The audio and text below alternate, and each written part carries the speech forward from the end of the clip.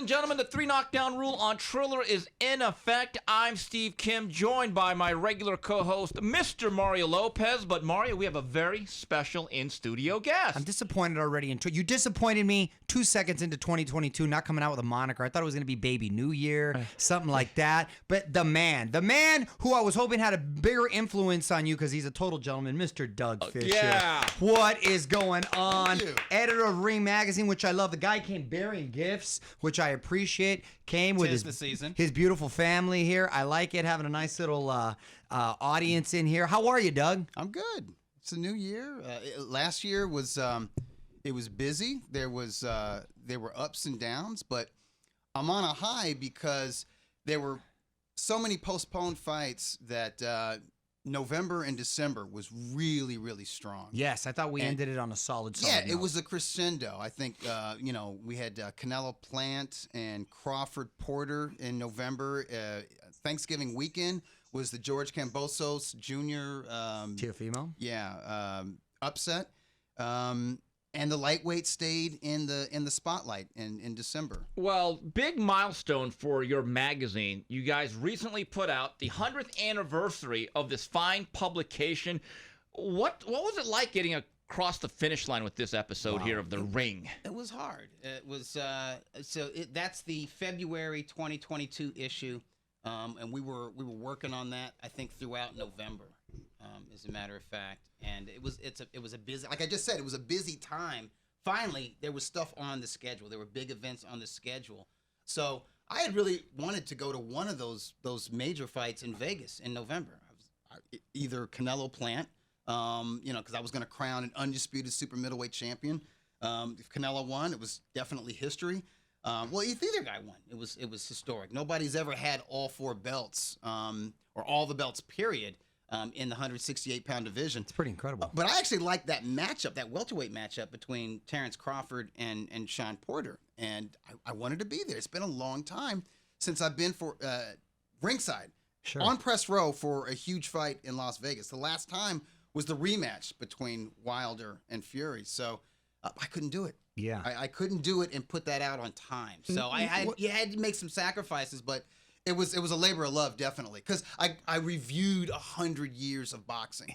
Like, I put that in perspective in my head. Yeah. Before I wrote my ringside column, before we went about the task of editing all these articles, and there was a huge article by a young historian named Cliff Rold that was really sort of an analysis on Ring Magazine's rankings, but also gave us 100 notable fighters, and we ranked them by how well they performed against ring-rated fighters or fellow ring champions. And we only looked at their careers during the years that they were ranked by Ring Magazine.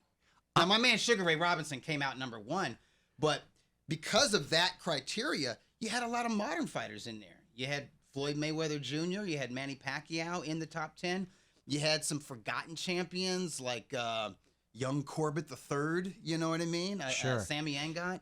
I know we're going to talk about the fights themselves, but just for a second, I love me some Ring Magazine. It's one of the few magazines I actually still do very much read. It's like you're kind of stepping back in time, and aside from it being very well written in the pictures themselves, there's some, I don't know, there's a certain nostalgia about it and a throwback feel. It's and I love physical, it's hard I love copy. having Yeah. something tangible in my hands. It's one of the things I do like actually having when I'm traveling and stuff. It is Perfect for flights. Yeah, great for flights. But also, you know what? When you're thinking about, when you collect it, right, and people start talking about so-and-so ducked so-and-so, or so-and-so never fought so-and-so, or how good was so-and-so, you can, like, go back. Like, okay, you're talking about 1997. Okay.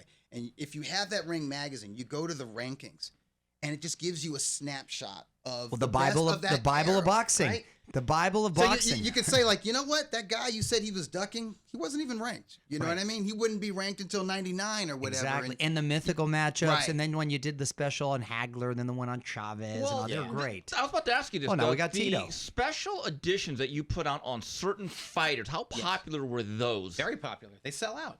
Now listen, we only print 20,000, 20 to 25,000 of those, but they sell. People are in it. You call it nostalgia, call it curiosity. If you're a newer fan, like, what's the big deal about Felix Trinidad? And I'm on Twitter, and why does everyone go? does some people still have Tito mania? What's the big deal? So I think the magazine should be educational, should be informative, but it should be fun. It should be kind of like stories where you just enjoy reading them. How much are you lobbied by managers and fighters to make the cover? Because it's still All an the time. honor to be on that course. front page. All the time. And it's dicey because, if you say, well, so-and-so isn't ready yet, people in boxing are sensitive. They get upset. And I'll give you an example. There was I won't name him, but there was somebody who was involved with the careers of Errol Spence and Yordenis Ugas, and he was asking me, hey, if they fought each other, this is last year, if they fought each other, would the Ring Magazine Championship be on the line? And I said, it's possible, because at the time, Errol Spence was number 1 and Ugas was number 3. But between that phone call and the end of the year, Terence Crawford took the number 1 spot with that knockout victory over Sean Sean Porter. And listen, you can still make the argument. You can still argument, and the panel argued. Like, there were members of the panel who said, I still like the body of work of Errol Spence at 147 pounds better than what Terence Crawford has done at 147. Maybe you can argue that Crawford's better pound for pound because he did what he did at lightweight and junior welterweight before he stepped up to 147. Right. But as far as welterweights, there were members of the panel who thought that Spence still deserved to be number 1, but there were more. A slight majority thought that, no, Spence hasn't been active enough. We know it's not his fault. He's recovering from an accident, sure. and all that. That kind of hampered his momentum. But they trust their eyes. They liked what they saw from Terence Crawford against a legitimate welterweight standout and former champion in Sean Porter. And a lot of those same panelists thought that Porter gave Errol Spence all he could handle. I actually thought. Yeah, look, Porter I'm just glad. outpointed him narrowly. Doug, I'm just glad for your sake that neither of these guys are with Golden Boy, because then you know what you would have Yeah, heard, they would the say, bias, but the you influence. still get it. I still get people on Twitter saying, why isn't Spence Ugas, why isn't the Ring Magazine on the title? Aren't they worthy? And I say, yes, these guys are worthy, but we have our rules, and it's supposed to be number 1 versus number 2. Which right now that's Terence Crawford and Errol Spence. What we're getting is number 2 versus number 3, and we just can't do that. Sure. But folks say, "Oh, you're anti-PBC." You got people saying hey, you're racist, which I don't even get. What? Yeah. You got to respect the rules. We're just Rules are rules. Yeah. Exactly. Respect the All right, rules. before we get into the review of the 2021 Ring Magazine Awards, Doug, clear it up. How was this selected? It's not just your decision, right? No, listen. If it was my decision solely, we'd have a different fight of the year. Agreed. You know, we would. Who would your fight of the year be? It would be the rematch between Chocolatito Gonzalez and Juan Francisco Estrada. Yeah. I was there. I was ringside for that. I mean, It'd be my vote. and I went into that event with a heavy heart. Like hours before that fight, it was announced that Marvin Hagler had passed away. I mean, it was a downer. I just poignant moment. Yeah, but during the course of that fight, I'm just reminded of what makes boxing great. Mm-hmm. And I thought those two super flyweights really put on their own tribute to Marvelous Marvin Hagler, because they had the sweet science down. They had the finer points of boxing. They are supreme technicians, but they were there to fight. Mm-hmm. And matter of fact, the round of the year would be different too. I think round round 12. 12 Yes. was the best round of boxing I saw all year. Yeah. But And for it to be that round didn't 12, win the award wow. because it's a group process. Sure. With the year-end awards. So it's a committee deal. Yeah, it's mainly the editors. And what we'll do is, if there's somebody on the ratings panel or a frequent contributor who has a specialty, like if there's somebody like Gareth Davies, where we know he's at every big event in England, in the U.S., anywhere in the world, he's just there. He has the means to be there, and he's usually there for all the biggest boxing events. We'll ask, we'll say, Gareth, give us your top 5. What were the best or the biggest, the grandest boxing events of 2021? And he'll do that. There's a guy named Anson Wainwright, who just he's just a boxing geek. He's just crazy. He follows, like, he knows, Prospects. That's his specialty. Prospects, exactly. He does the new faces. Yeah. It's like a farm system. So we say, hey, give me a list of prospects, and he gave us like 20. You know what I mean? And we narrow it down from there, and we work it out with them. So let's get into this. The 2021 Ring Magazine Fighter of the Year. I think it was a clear-cut decision here, Mario. It was one Canelo Alvarez. Easy, right? Listen, again, and not being biased. Go ahead, be biased. It's our show. Look, I've always said, Doug, too, the thing I love about Canelo is that he is a champion's champion. He's made a ton of dough. He's achieved a lot of success, notoriety, attention, and the guy just continues to work hard and improve his craft. Yeah, he's dedicated to the sport. How can you not respect someone like that? And he's incredibly active, takes on big challenges, wants to make history. Every young fighter should look at him and want to emulate that guy, because as opposed to just resting on his laurels or putting on his business hat and just say, I'm only going to fight once a year, maybe twice a year. Right. This guy's a bit of a throwback. When he has that boxing, no light, he's all about that. So I'm a huge fan, not just of him as an athlete, but as a person and the way he approaches the sport, the respect and love he has for it. And I just think his back should be hurting for carrying it, to be quite honest. He's not only, I think, the pound for pound best fighter, but also the biggest star. And there's just something to be said, as young as he is and the level and caliber of opponent that he's faced, and as hard as he continues to work, it's incredibly inspirational. Doug, did your committee factor in, or how much of a factor was it, that while Usyk may have had the best singular victory, I was about to bring up only Alexander fought Usyk. once, Yes. but this other guy fought 3 times. Well, there were 2 factors. Usyk was a strong candidate because he won 3 major heavyweight titles, and he was the underdog. Absolutely. He was a 3-1 underdog. On the A lot heels folks- of cleaning up the division At cruiserweight. at cruiserweight. right. I love me some Usyk. But he hadn't looked like a world beater in his 2 subsequent heavyweight bouts after he left the cruiserweight division. So he entered that bout against Anthony Joshua as an underdog, and he put on arguably one of the best boxing performances. Maybe second to Shakur Stevens' boxing performance against Jamel Herring. Yeah. But again, Stevens was favored to do what he did. And getting back to Canelo was a strong favorite to beat Billy Joe Saunders and to beat Caleb Plant. But the fact that he beat both of them in the same year, and also was able to fit in a 3rd bout against Anvi Yildirim. Admi Yildirim. And he did what... And knocked them all out, by the way. Yeah, he scored stoppages. There's the accomplishments that I think is a factor that I thought weighed in favor of Canelo. And also, there's just the business side of boxing. That fight against Billy Joe Saunders, that broke the indoor record for a boxing event in the United States. Also broke a record that I think... Yeah, right. broke a face, and he broke the indoor boxing attendance record, which I think was had previously been set by the rematch between Muhammad Ali and Leon Spinks. Rest in peace. Yeah, in the Superdome in New Orleans. And this is during a pandemic.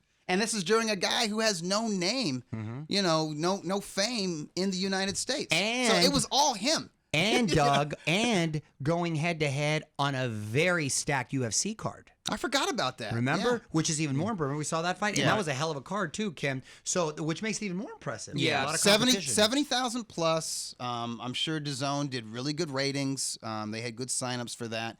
But speaking of DAZN, he didn't just declare free agency and then just staying on one side of the street. And we've seen that done in boxing. Yeah. It was real important for Mikey Garcia when he was really at his peak at a lightweight to declare that I don't have a promoter.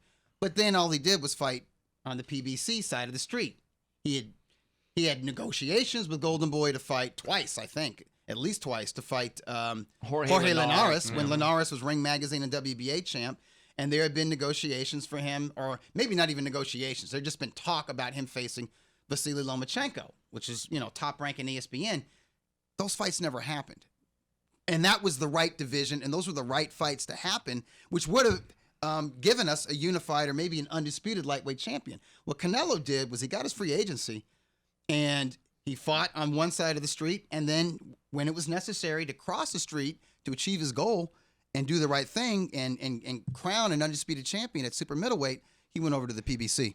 To move on here, Fight of the Year, Ring Magazine 2021. The nod went to the Fury Wilder 3rd chapter. Mario, you were there. Right. Make the argument for that fight, because I know you felt as though that's the best fight you saw this past year. That I had the privilege of being in person. It was an event, right? Yeah.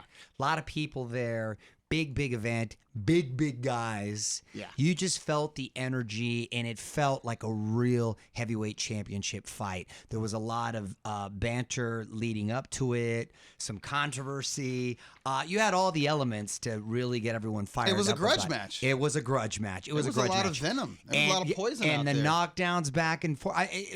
I look, for all that's said and done, I don't have an argument with or an issue with who the Estrada Chocolatito, but I just think for what was at stake and because of the magnitude of the event, for me, I thought that was Doug, how the much fight did of the it year. come into play, this old saying? There's two boxings. There's heavyweight boxing Yes. and there's the rest of boxing. Did it swing it in that direction? Yeah, yes. The fact that they are heavyweights, that the Ring Magazine WBC Lineal Heavyweight Championship was on the line. The fact that it's not just two big heavyweights, like the biggest and best boxing heavyweight in Fury and the biggest puncher in heavyweight boxing, Deontay Wilder.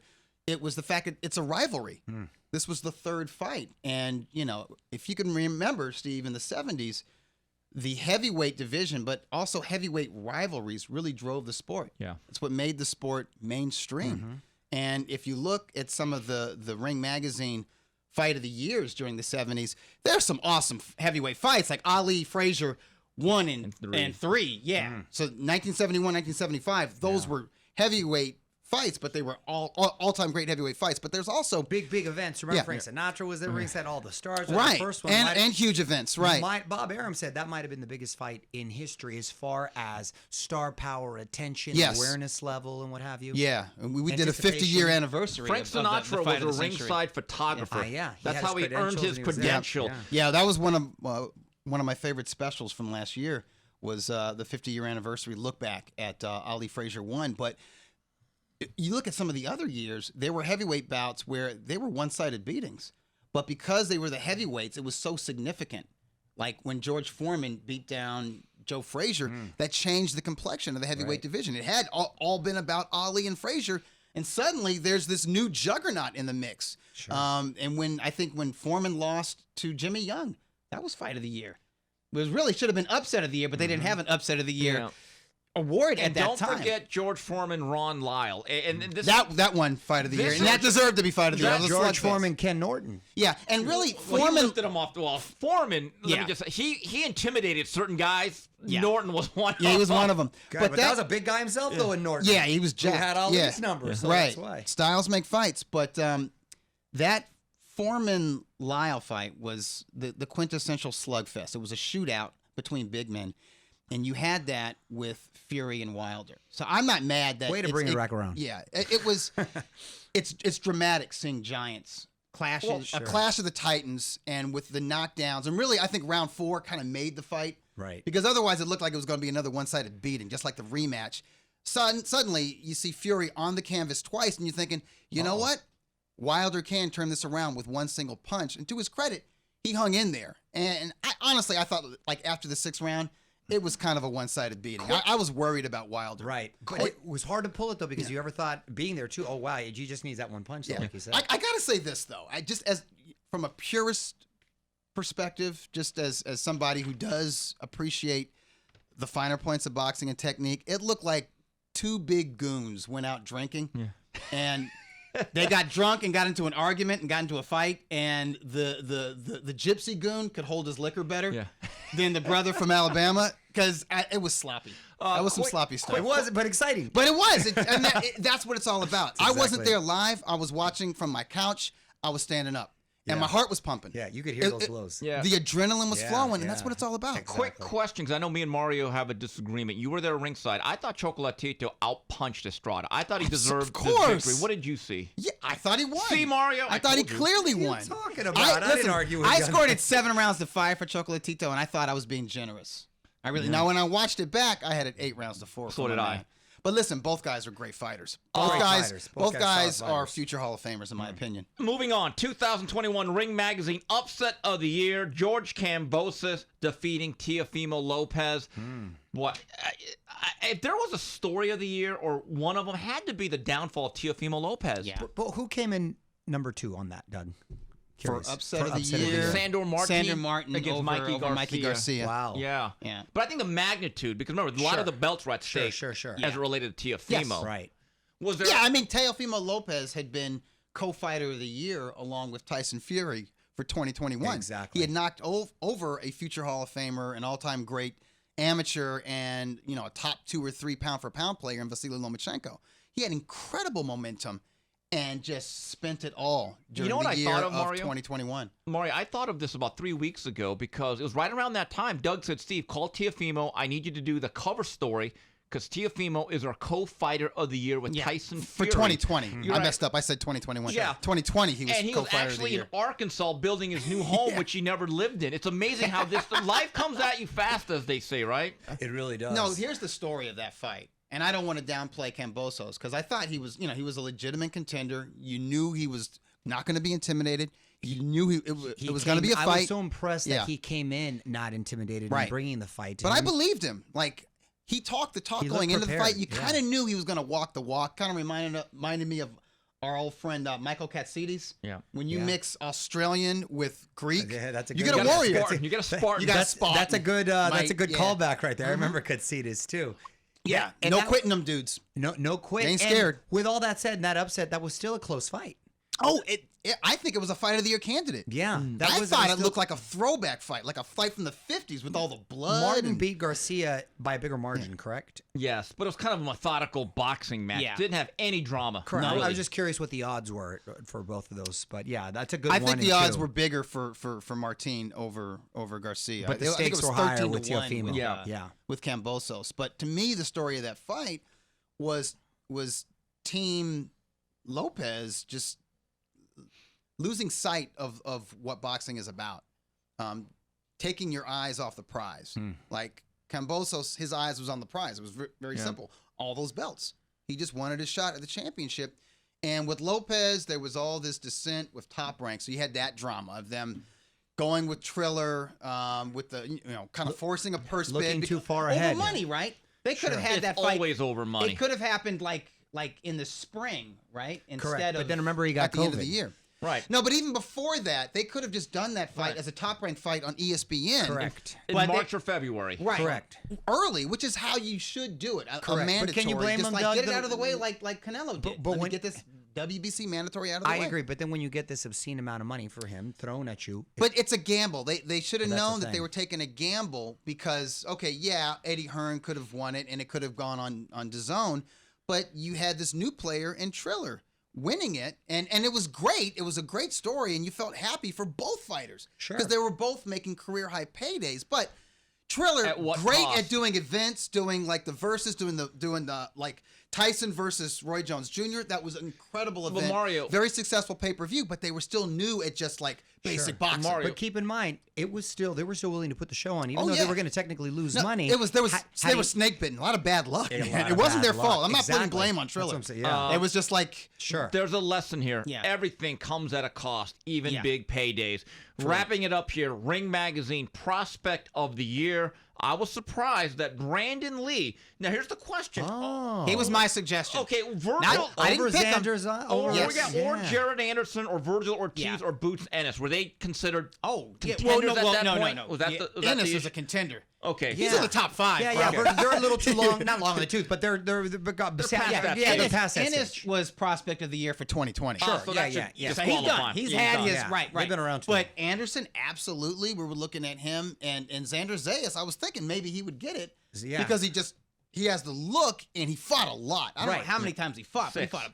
That's a lot. By today's standards. Yeah. In a Heck yeah, pandemic, that's a lot. Most that's a younger lot. fighters take notes. But he's kind of like 6-round, 8-round level. Yeah. And Brandon Lee is not a legitimate contender yet, but he's like 8-round, 10-round level. He's like showbox level.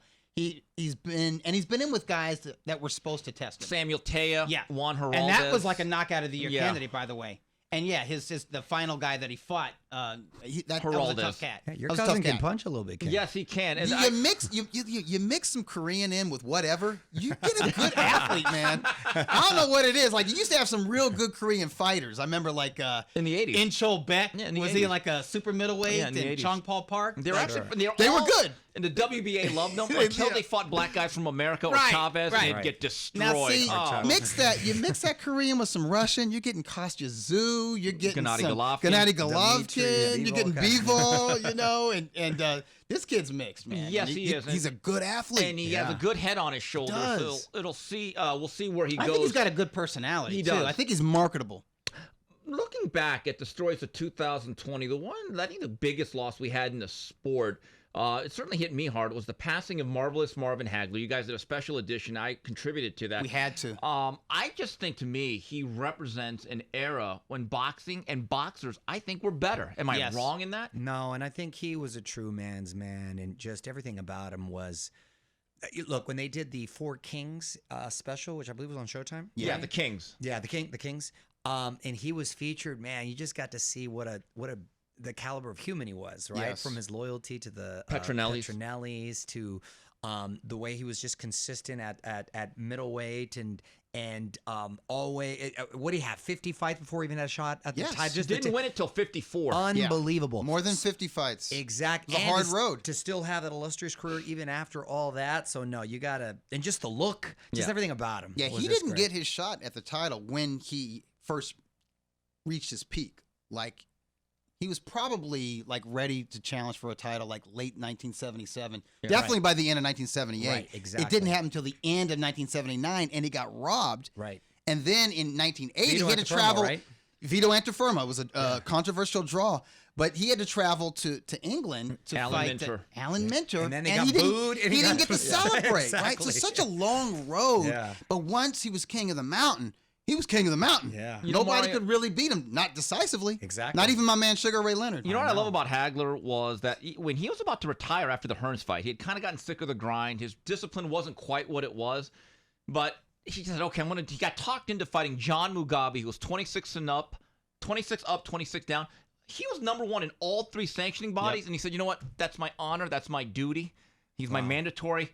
If I'm gonna fight, it's gonna be him." Yep. So in 85, 86, and Look at that. 87, he was in 3 Fight of the Year awards to end his career. That's Unbelievable. amazing. And he had about 70 fights. Yes. Such a physical toll it takes on your body with so many fights, and the guy's still sharp as a tack. No, Yeah, that When well, it's- see, that was that's the what's so tragedy. that's what's so That's came what out of hurt nowhere. me is that during his prime, and I remember it, he wasn't that popular. Like, he was overshadowed by Leonard, Sure. even Tommy Hearns and Roberto Duran, right? Like, he just didn't have that kind of personality that really transcended. It didn't really start to click for him with the general public until that amazing shootout with Tommy Hearns, right? So it was late in his career. Right. And then he feels burned by the split decision loss to Leonard. And credit to him, he walked away from boxing. Forever. And stayed. Yeah. Like, actually remained retired. So his dignity was intact, and he conducted himself as such.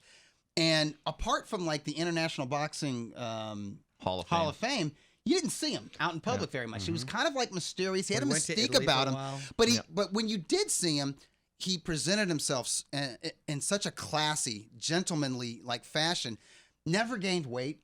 You know, he looked good. He was looked running 10Ks as of 2 years ago. He always looked like fighting shape. No, so he it was just I love that guy. and the thing is like every year that went on from when he retired, and I think he finally like announced his retirement in like 88 or maybe 1989, right? It's like people they respected him even more. Sure. Like in retrospect, kind of like with like Larry Holmes, people talk about, oh man, that guy was awesome, and but during his title reign, everybody hated him. Right. It's amazing that Hagler, at the end of his run, had commercials, national endorsement spots with Pizza Hut, Right Guard. The IRS 7 Up. actually did the spot with him about pay your taxes with him and Tommy Hearns. And a lot of public service announcements. too, Absolutely. like the- great. And I'm going to tie this in together as we wrap it up here on the 3 Knockdown Rule on Triller. And I'll tell you why, because the retirement of Manny Pacquiao, and it's sad to me because he had nearly 70 fights, I think 72, was in great rivalries, had multiple rivalries, Yes. put his time in, and you pair that with what I see with the inactivity of today's fighters who are like 23, 24, already fighting twice a year. we may never see another Manny Pacquiao or really Canelo Alvarez, who has about 60 fights. Yeah. I'm just wondering, is this what we're going to be stuck with? Guys with 35 fight careers? Doug, Yeah, what I made- think it'll be like, I think the blueprint to them, it used to be Floyd Mayweather, right? They just want to make money. They want to be very careful and protect that. But I think this generation might be looking more to Andre Ward, because he retired with 32 professional fights. Wow. But he retired to where he retired as champion. He retired at or near the top of the mythical pound for pound list, and he was a first ballot Hall of Fame induction. So I think people are going to look at that and like be very careful.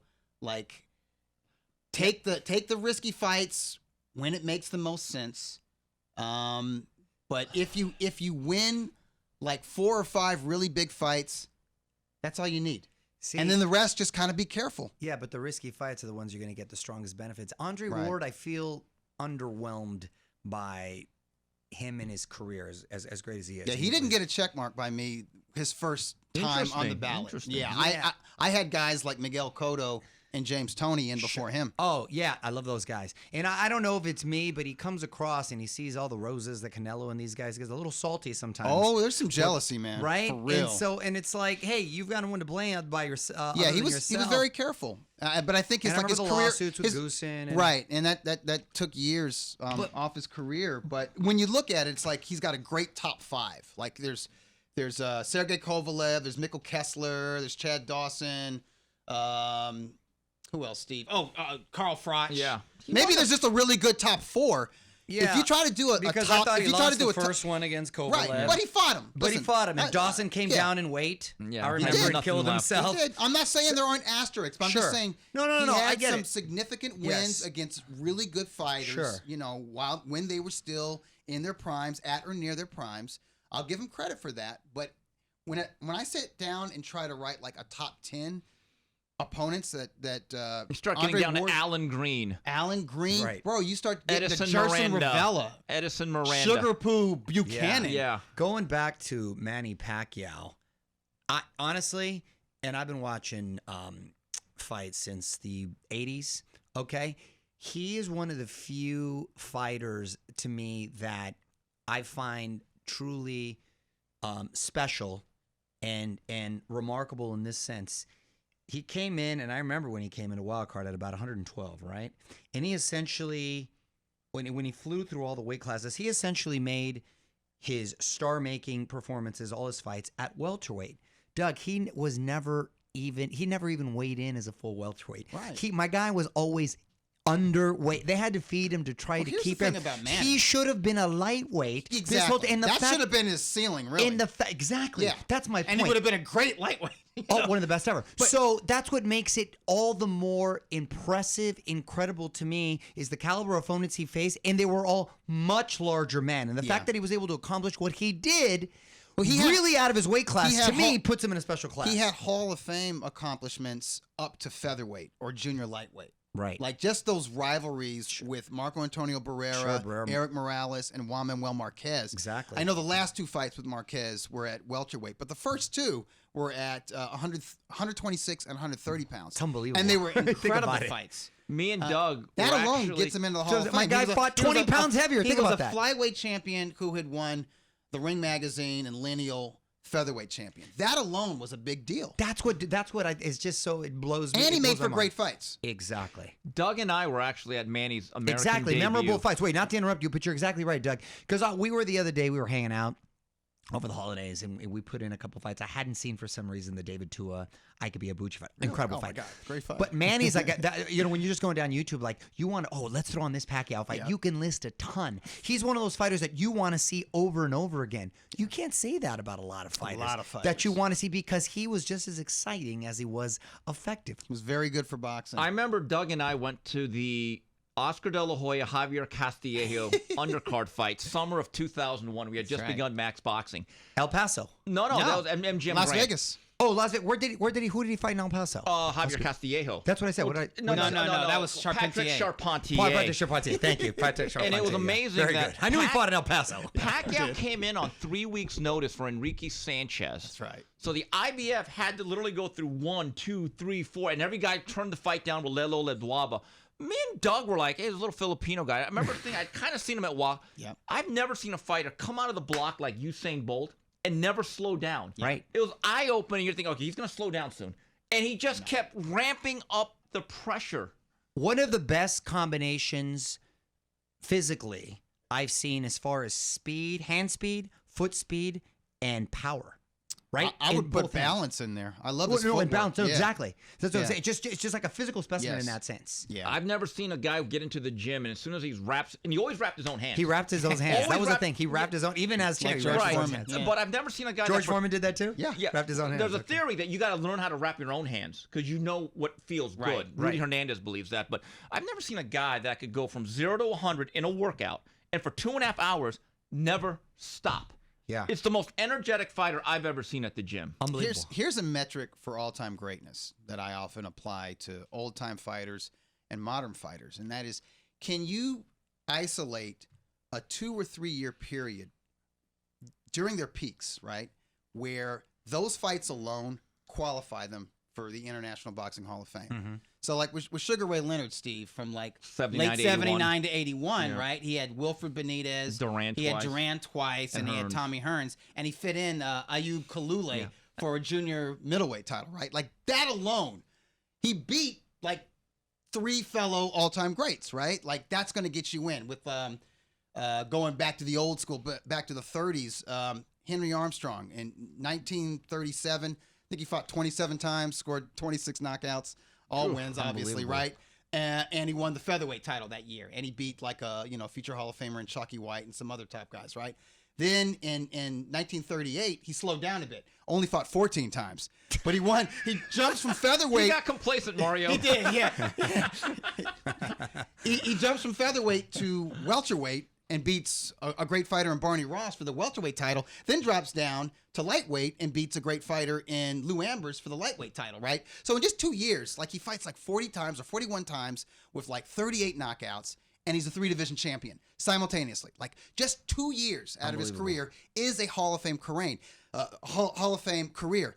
You can say that about Manny Pacquiao's 2008 to about and 2009. Yeah. Okay, so 2008, he fought 3 times, right? He Yeah. fought. It's the rematch victory over Juan Manuel Marquez. David Diaz. Then he beats David Diaz for a lightweight His title, one fight at lightweight. right? And then he beats Oscar De La Hoya at his. Then it was at Hatton. welterweight. He It was just Hatton completely jumped and junior welterweight. Hatton and Cotto the Very next year. good. Hatton So and what's that? Cotto. Is that just 5 fights? Yeah. But that's a I Hall mean, of Fame that's career the right run. there. Just That's right one. there. And correct me if I'm wrong, he was technically a champion for like 4 decades. Right? Yes, he was. In 4 Oh, decades, yeah. correct? Yeah. Yes. the That's 90s unbelievable. Just think about that. Yeah. In 4 decades. And for him That's at his age to unbelievable. beat a young, undefeated Keith Thurman, it's one of the best old victories in the Yes. history of Unbelievable. boxing. All right, we've got to wrap it up here. Doug, for those who aren't near a newsstand, because these things are hard to find, magazines, are. how do you subscribe to The Ring? Okay, you can just go to ringtv.com, and if you look across the top toolbar, there should be a button for subscribe, or just better yet, go to the Ring shop. Go to the shop. You can buy individual magazines. You can buy back issues, but you can also sign up for a subscription there. All right. I well, suggest you do too. It's a cool, fun They little. sell like- out. It's like an art piece. Yeah. And you got it in your house. Speaking of Manny Pacquiao, that magazine's sold out. Mike Tyson is sold out. I think Tito's on his way to being sold out. Wepa. The Julio Cesar Chavez mag Orale. might be sold out as well. All right. Well, Doug, as always, you have an open invite Yeah, to you gotta our come back, Doug. show. So on behalf of Mario Lopez, Smoking Tim Frazier, Justin Buffalo Nichols, Tino, and of course Doug Fischer of Ring Magazine, this has been the 3 Knockdown Rule on Triller.